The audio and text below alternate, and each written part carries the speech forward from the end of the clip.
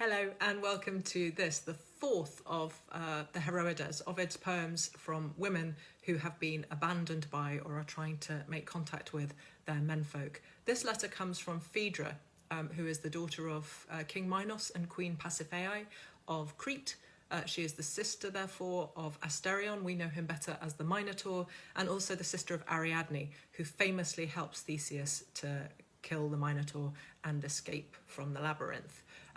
It is therefore slightly complicated that he abandons Ariadne, and Phaedra is now married to the same man, to Theseus. It's quite a complicated family history, even before we begin the story, which is that Hippolytus is the object of Phaedra's affection. That's not her husband is Theseus. Hippolytus is her husband's son. By a previous relationship. Hippolyta, the Amazon, is Hippolytus's mother.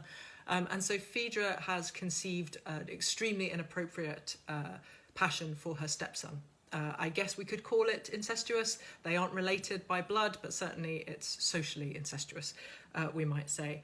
So her letter begins saying that she is wishing him the health that she lacks, unless he's prepared to give it to her. A Cretan girl writing to this Amazonian man. He's an Amazonian man, which seems like a contradiction in terms. Amazons are always women, because of course his mother is an Amazon. She, interestingly, refers to herself as puella, a girl, rather than femina, a woman.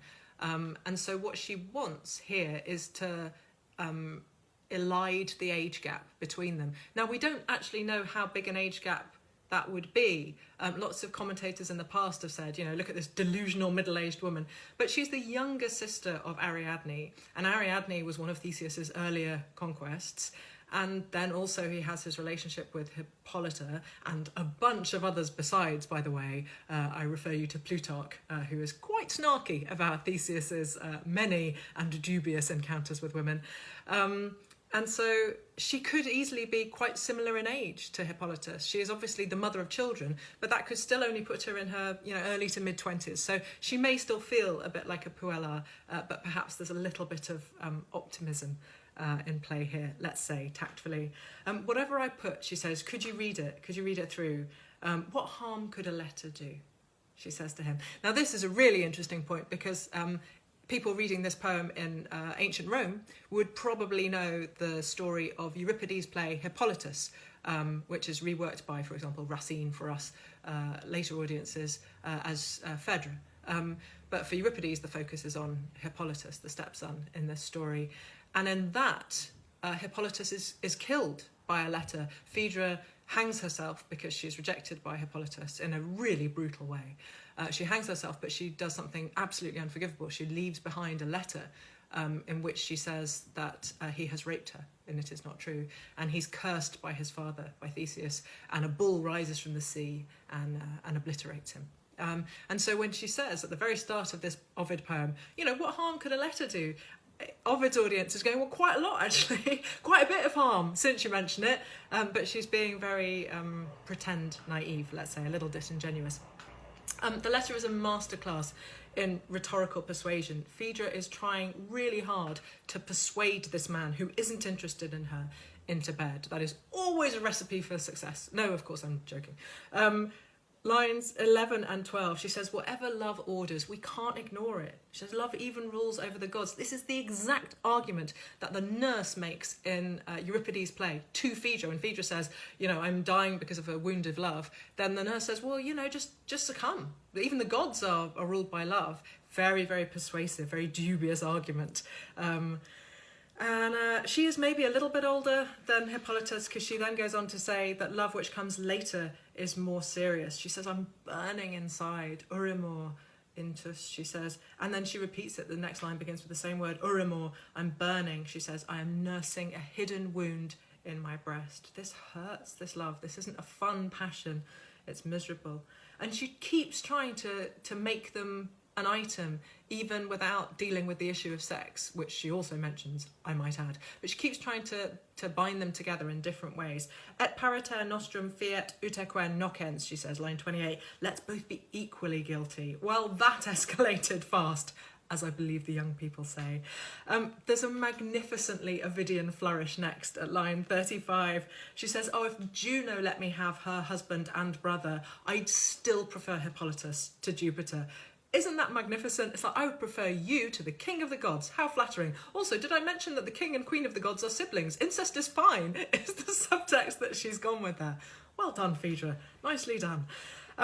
She wishes then that she could go hunting. Again, this might seem weird to us, but it's a reference to the Euripides play. Hippolytus spends all his time hunting, and his Phaedra comes on stage with sort of terrible fever. She's hallucinating almost, and she wishes she could be out hunting, as though this were sort of innocent girlhood that she's lost. Does she want to be out hunting herself with Hippolytus, or does she want to be Hippolytus a little bit? Perhaps she's tired of the restrictive palace life. We're not sure. She talks about her family history. Sexual deviancy and sexual violence is very much part of it. So Jupiter impregnates Europa. This is how their family begins. Jupiter takes on the form of a bull. Pasiphae, Phaedra's mother, of course, famously has sex with a bull while wearing a sort of, what I can only describe as a wooden cow costume. I wish I could make it sound better than that. I can't. She wears a wooden cow costume. It's made by Daedalus, who also makes the labyrinth, which will contain the offspring of that wooden cow costume bull mating, namely the Minotaur. She describes her sister being sort of taken by the traitor, the son of Aegeus. Now, when she says that, that's quite a common way of describing somebody in this kind of poetry, the son of X, the daughter of Y. But it's kind of strange, because when she says the son of Aegeus, she means Theseus, her actual husband. She is deliberately not mentioning him in the hopes that she and Hippolytus can sort of forget that he exists here, I think. It's like he's another person entirely. She says, your beauty captured me just like your father captured my sister. Just to remind everybody that Theseus has done her family a great wrong. She praises him for being beautiful. She says, if you never relax your bow, it'll go soft. That is obviously a double entendre. She says Theseus is off with his friend Pirithous anyway, so he prefers him to me and to you. Again, she's lumping them both in together. Theseus doesn't care about either of them, otherwise he'd be here. She reminds him that Theseus killed her brother in really brutal language. She says, he smashed my brother's bones with his club and scattered them on the ground. You know, we might think of the Minotaur as a monster, but for Phaedra, he was her brother. Oh, and if you're wondering where your mother is, she says, see how she's binding them together again? If you're wondering where your mother, the Amazon, is, well, he ran her through with his sword.